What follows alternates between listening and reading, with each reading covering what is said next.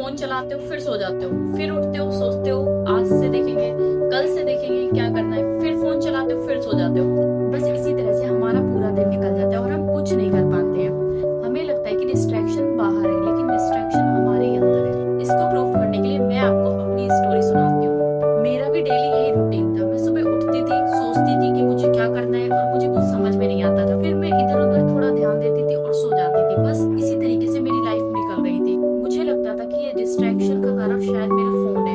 YouTube, Facebook, Instagram, इन सब चीजों की वजह से मेरा माइंड डिस्ट्रैक्ट हो जाता है। मैंने इनको डिलीट कर दिया और मैंने फोन को कुछ दिन के लिए अपने से दूर कर दिया और मैंने अकेले बैठना शुरू किया। तब मुझे एक चीज रियलाइज हुई कि मेरे पास कोई क्लियर गोल ही नहीं है। मुझे नहीं पता था कि मुझे क्या करना है, मुझे लाइफ में क्या चाहिए, और मेरी जो लाइफ है वो ऐसे ही चल रही है।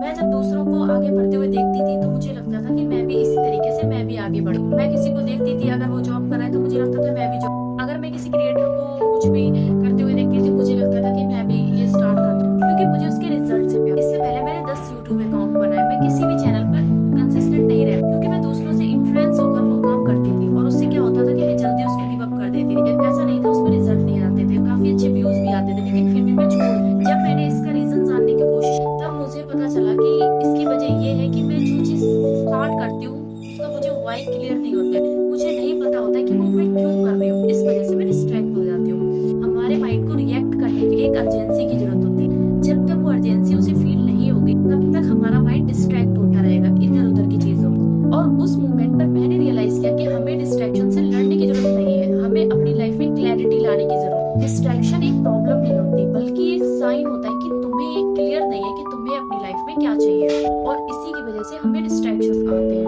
इसलिए आप भी अपनी लाइफ में क्लियर करो कि आपको क्या चाहिए। आप देखना, जब आपको क्लैरिटी हो जाएगी ना कि मुझे क्या चाहिए, आपके रूटीन में क्लैरिटी होगी कि मुझे सुबह ये करना है, शाम को ये करना है, पूरे दिन में आपका एक रूटीन हो, तो आपको डिस्ट्रैक्शंस कम होने लगेंगे और इसी तरीके से